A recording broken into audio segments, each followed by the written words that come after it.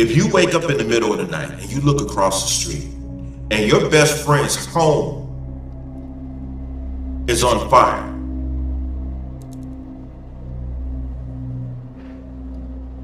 and you go outside, I'm just gonna throw a name out there. Like, say your best friend's name is John. John's house is on fire. You see John's parents outside. There's firemen out there and everything. You go up to John's parents and you say, "Where's John?" John's parents say, "We couldn't get to John. We had to leave immediately." So, what you do is you say, "Well, I'm going to go in there after John, and I will get him myself." Now, there's a fireman standing next to you. He just so happens to hear what you had said. And if the fireman says, "You cannot go in that house while it's on fire because it is at least 350 to 400 degrees Fahrenheit in that house."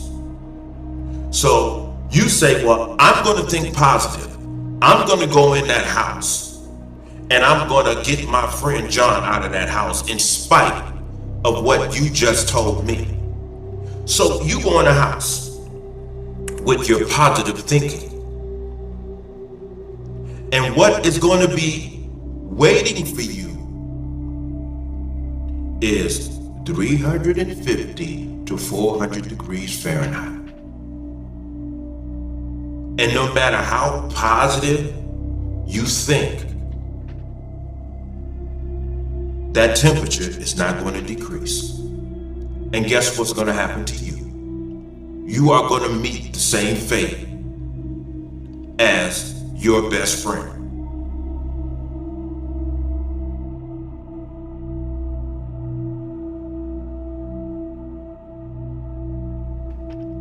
They actually think that they're concerned about the direction that the world is going in.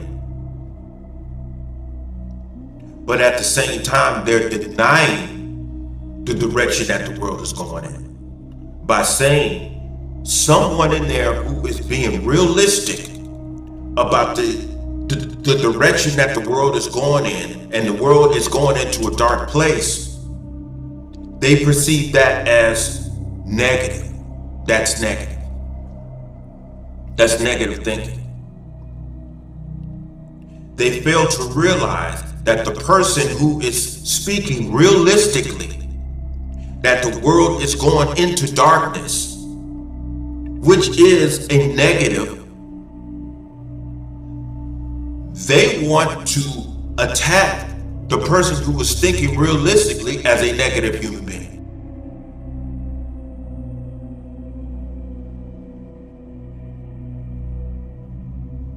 And they spend all this time trying to attack you, instead of asking you, why do you think the world is going into darkness? And it's all around you. That is when reasoning is supposed to take its course. Let's all put our heads together and reason together so that we will come to the same understanding. And from that understanding, we will be able to understand what we have to do to make matters better. But if there's people in there, male or female, that is saying, well, that's negative, that's negative, that's negative, you will never become successful with people who are thinking with that process, because all they want to do is attack the people who are realistically interested in doing whatever is necessary to make the society better.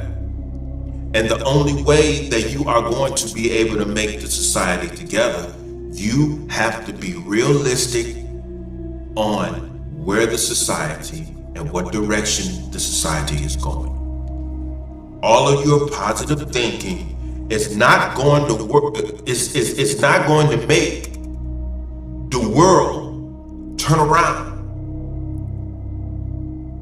You can say, you just gotta think positive, you just gotta think positive, you gotta think positive. Your positive thinking is not going to have any magical, mystical, or majestical spell or effect on what is transpiring in the world. You are not in control of anything.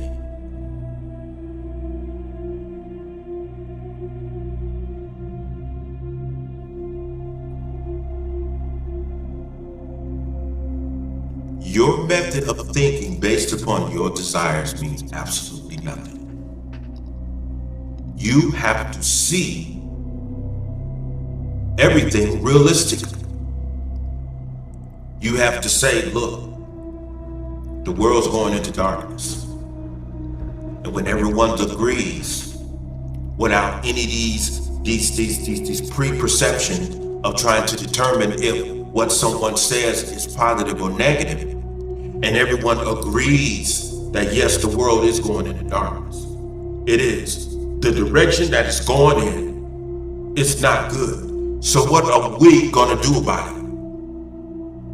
See, what we are going to do about it, that cultivates after everyone agrees on that one fact. The world's going into darkness. And we all live in this same world, and we all see and feel the same thing. So what are we going to do about it? Because we helped create this mess. Now, a lot of people, they say, well, I didn't help create the mess. This mess was created before I got here. Aren't you a part of humanity? Yes, I'm a part of humanity, but that was them. If it's them, it's you too. We were placed here upon the planet to make the world a better place. So what they did before, we did also, because we are a part of the same human family. What they didn't clean up, we're responsible. What mess that they made, we're responsible for cleaning it up.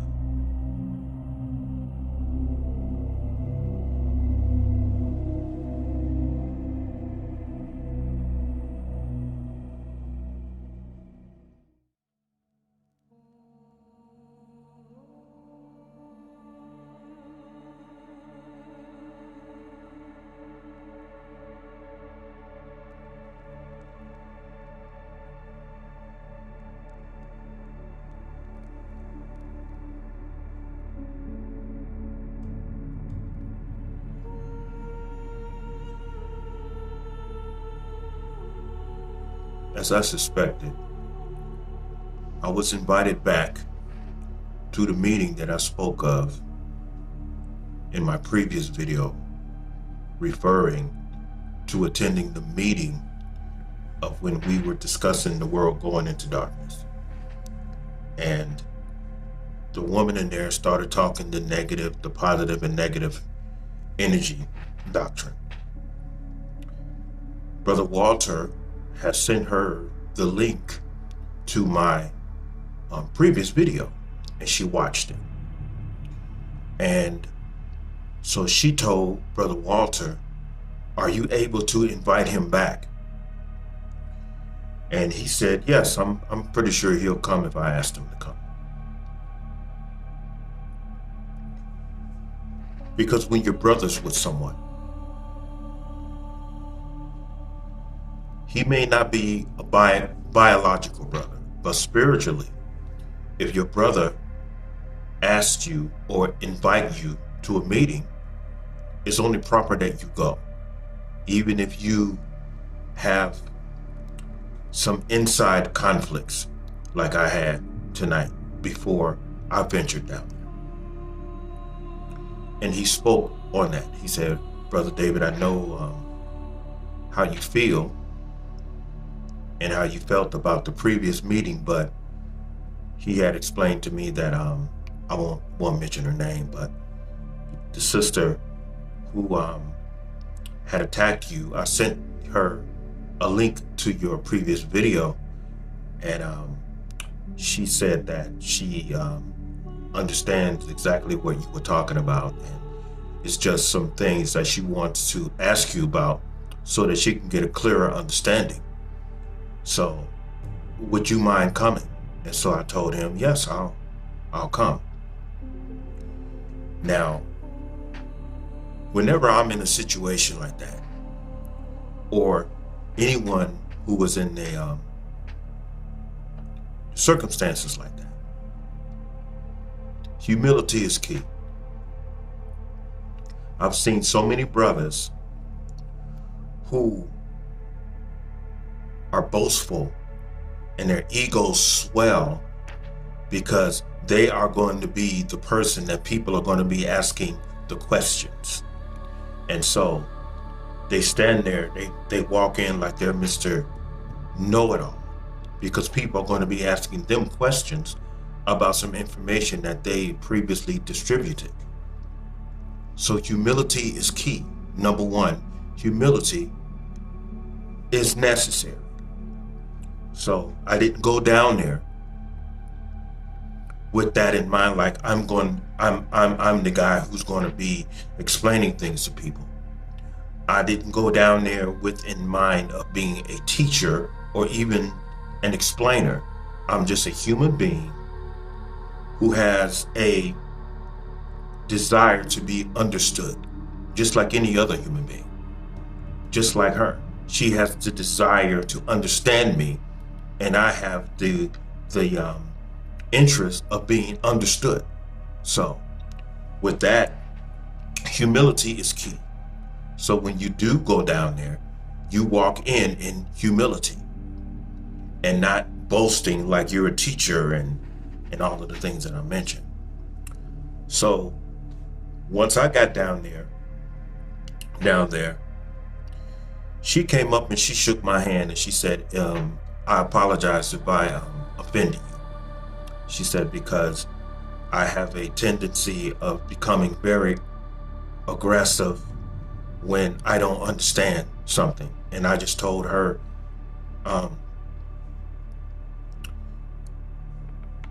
if anyone understands aggression, I do, because I understand anger. And she said, no, I wasn't angry. I said, well, anger is an ingredient of where it shapes you into a state of aggression because of lack of understanding. That's the reason why. I'm not saying you're an angry person. I'm just saying that anger was the root of you, is usually the root of a person's aggression.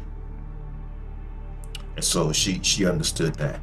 So when we were all sitting there, she was asking me, I noticed that you brought up when Yeshua had told the disciples to observe all things. She said, I understood what you were talking about the sacredness, about looking at something as a thing, which implies the unknown and something that is sacred.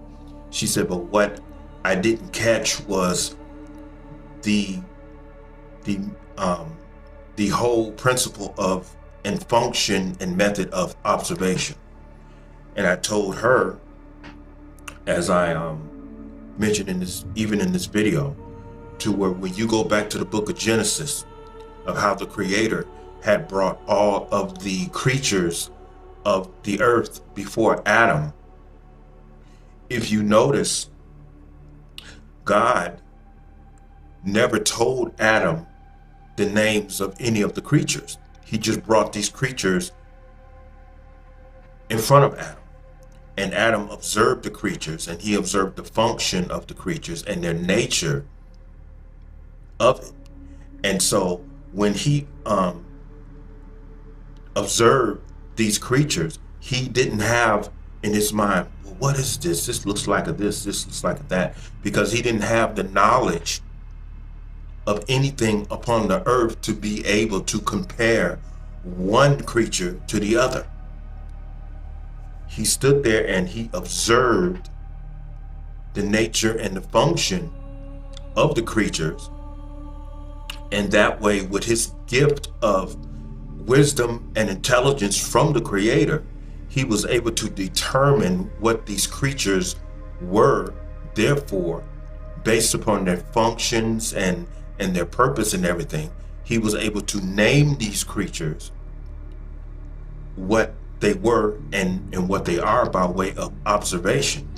So when you are observing something, this mind has to be silent, because what you're observing is something new, something new. You know how people say, oh, I know what this thing is. That's a contradiction, because if it's a thing, you don't know what anything is, and is in this context implies that you know what this thing, which is sacred, is. And so that's the contradiction. You don't know what anything is. Oh, I know what this thing is. Is implies knowledge of the past, and therefore you're in a state of comparison. No. Adam didn't have any information on what anything was. And so he had to stand there and observe it and allow the gift that the Creator gave him to be able to name this thing what it is and what it was by the way it functions and the nature of it. So when you go into anything that is new, which is an everyday experience, you have to observe it and find out what the problem is, and don't try to compare one problem to the other, because you're looking at this problem through the screen of another problem that you experience, and that gets in the way. You have to observe something which is brand new, analyze it, and allow the problem to reveal itself. It's like a mechanic. You take your car into the shop, and the mechanic said, he says, turn your engine on. And he stands there and he listens to the engine.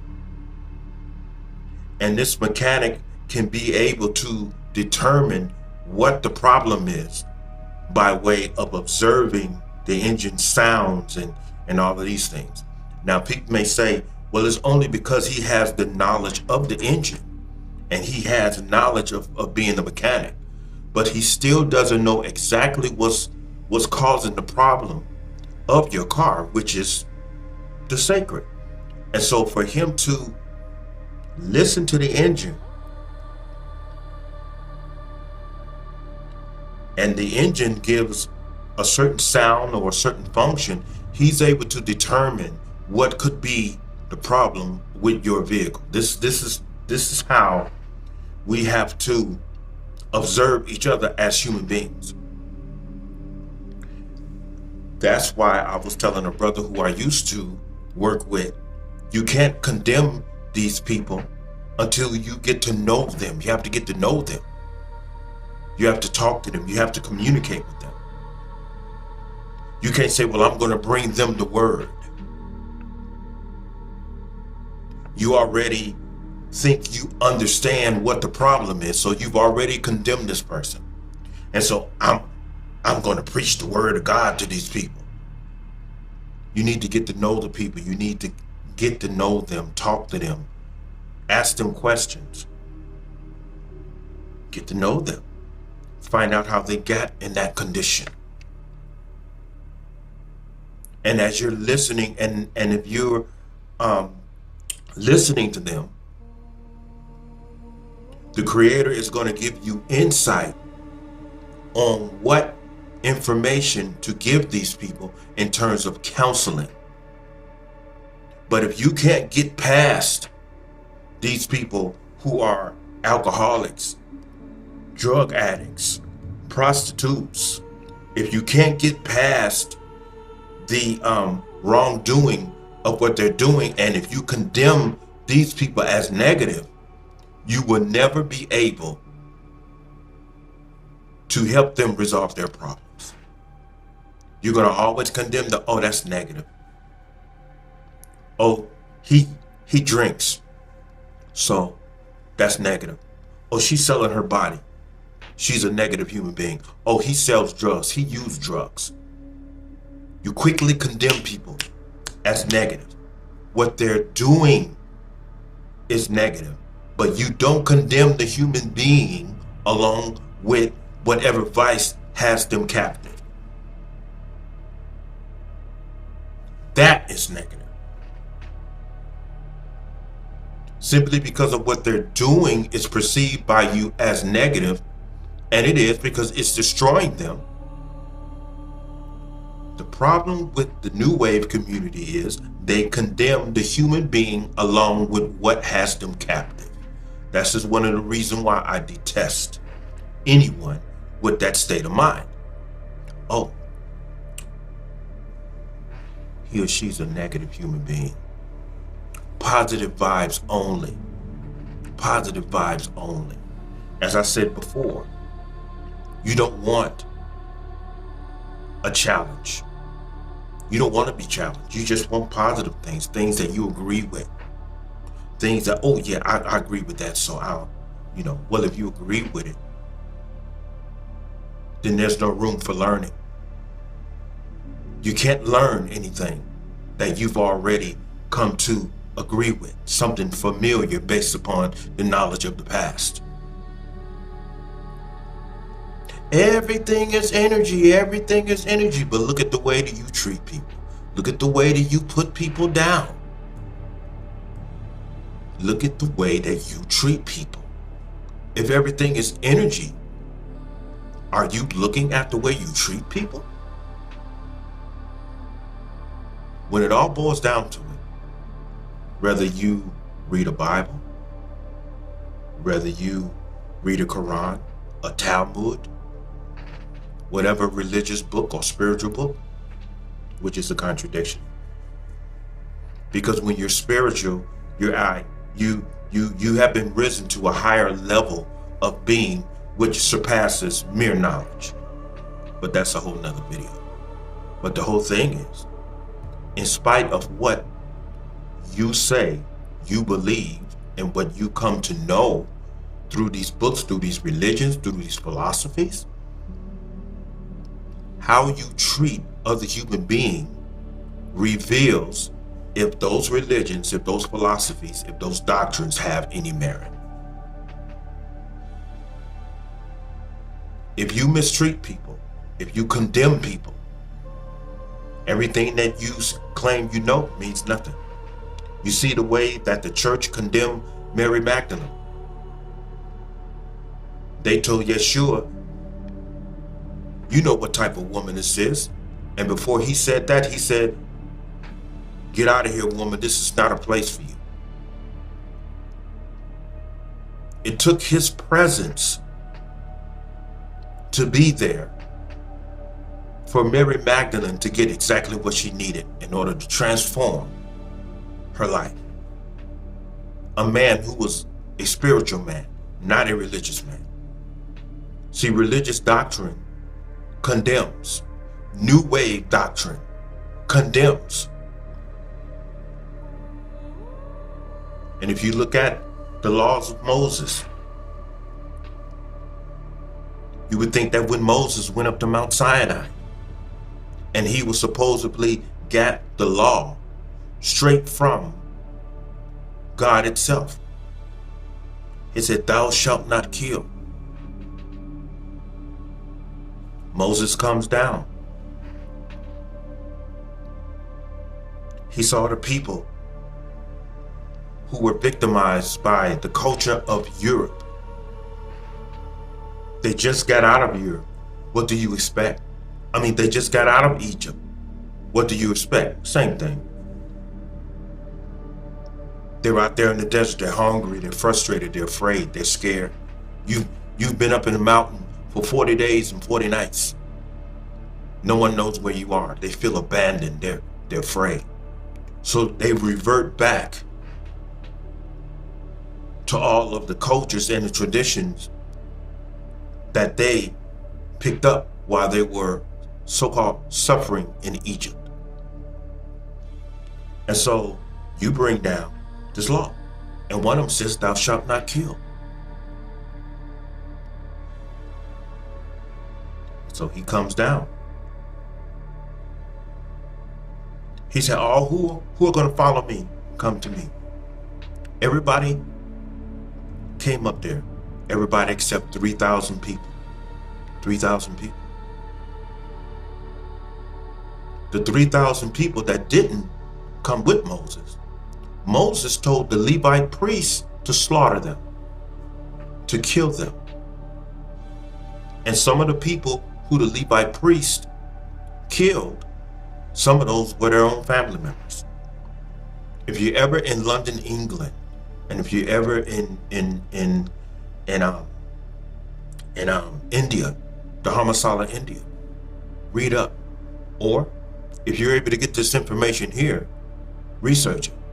Some of those people were ordered to kill their own family members.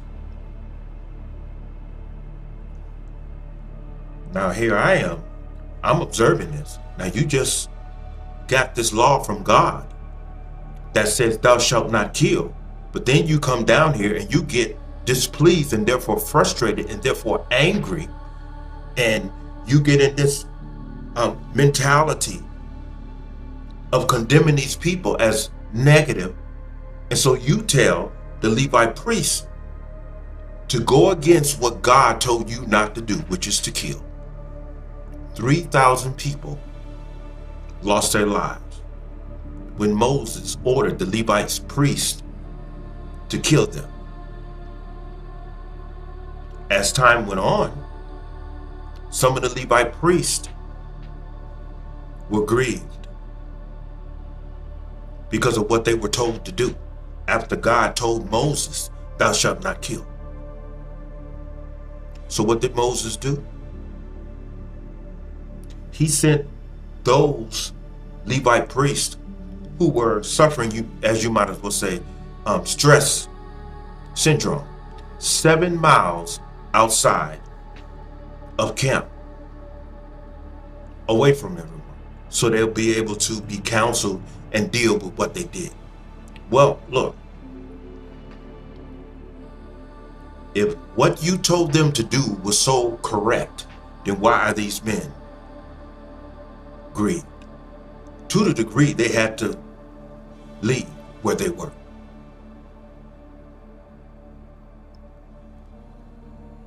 See, there's a lot of things going on in the world. And as I said, the world is going into darkness. And as I had explained to her, if you don't agree that the world is going into darkness, sister, I have a question for you. She said, what is that? Why are you here? Why is any of us here? What do we have to talk about? If everything is so good and everything is so positive, why are we here? Because I don't hang out. I don't hang out and talk about things that are, hey, well, this, and this and that, oh, that's going fine. Okay, this is not a place for me to be. If everything is good. But I was put on this earth to help make the world a better place. And I suffered tremendous pain because of that. And so unless you suffer evil, humiliation, hurt, and all of those things, you're not going to know what's going on in the world, because you haven't become a victim of anything. And that goes back to all of these new wave people who say positive vibes only. See, those people, they don't want any challenges. And therefore, as I said before, they don't want any growth. They don't want any growth. I just want positive vibes. I don't want to go through nothing when, I don't want to go through that. I just want everything to be smooth.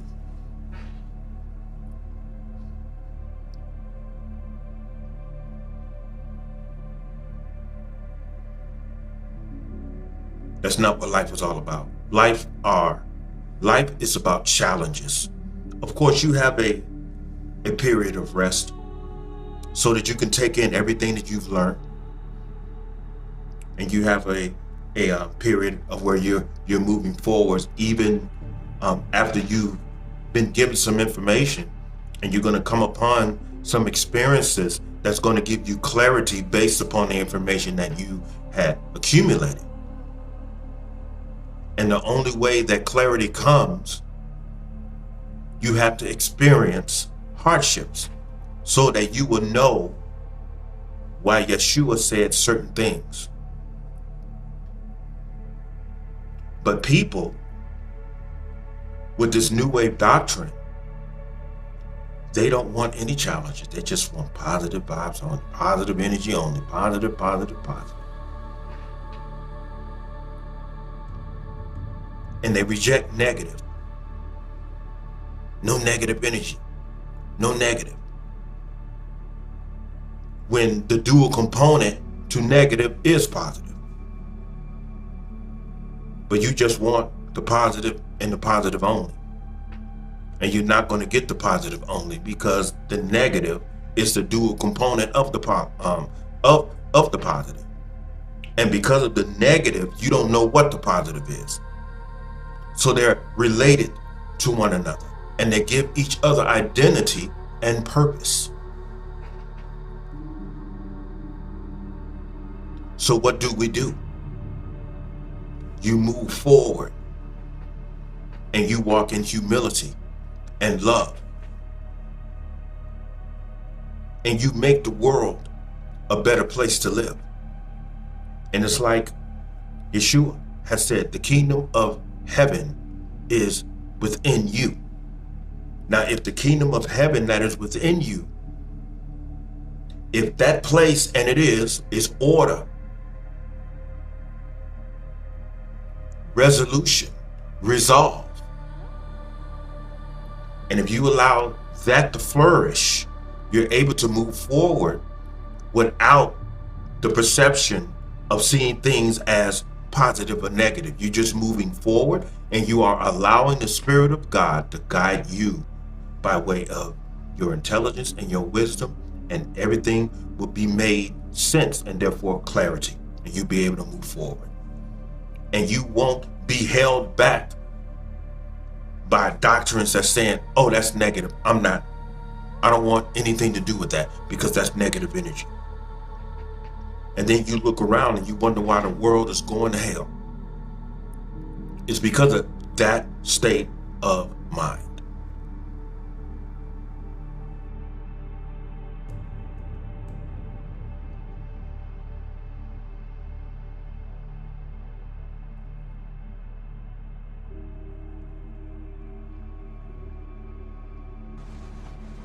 As I mentioned before, I'm not the type of man where when you're in this work,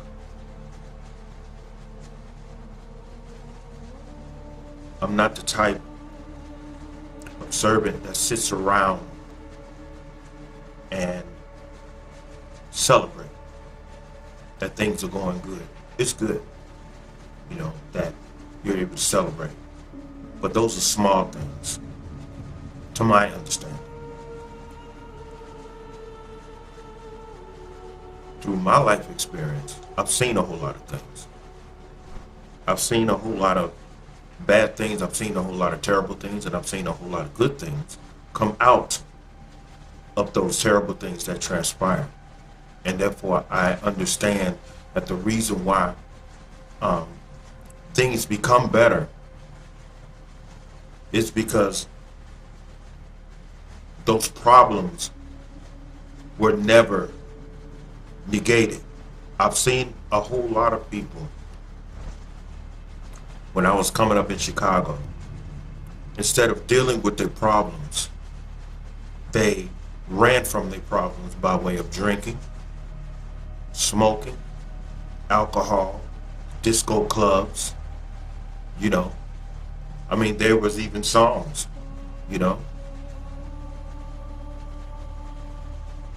that were created. Wave your hands in the air and wave them like you just don't care and all of that. Let's just go to the club and dance all night, run away from our problems. To me, that has always sounded very irresponsible. Because life is forward motion. And when the Creator puts a challenge before you, you're supposed to move forward. You're not supposed to run from it or put it on pause. I'll deal with that tomorrow. But right now, I'm gonna go over here in this corner, I'm gonna smoke this joint. I'm gonna go to the club and I'm gonna dance all night. And I'm gonna shake my rear end. I'm gonna do the hustle all night. You know, I'm gonna sit at a bar and drink all night and lie to everybody and listen to everyone else's lies. I've seen all of those things as I was coming up. And as I looked around, no one was organizing on how to make the world a better place. Now here it is, as I mentioned before. You had Medgar Evers. He got shot in his back, right in front of his home, in front of his family. Then after Brother Medgar Evers, Brother Malcolm gets assassinated right in front of his family at the Audubon Ballroom, February the 21st, 1965. After Brother Malcolm, Martin Luther King. I believe it was April 7, 1968. He gets shot and killed. After that, here comes the Black Panther Party. They got shut down. And instead of people continuing to move forward, to organize, people was dancing down the Soul Train line, wasting time, going to clubs, all of those things. Instead of continuing to organize, to move forward, after all of these people were assassinated, Medgar Evers was assassinated. Then you had a Malcolm X to pick up the torch to move it forward. After Malcolm, Brother Malcolm was assassinated, you had a Dr. King trying to move forward. And then after Dr. King gets assassinated, then here come the Black Panther Party. They tried to do their parts. After the Black Panther Party was dissolved, there's no one else. But there's the clubs, there's that Soul Train line, and everything stopped.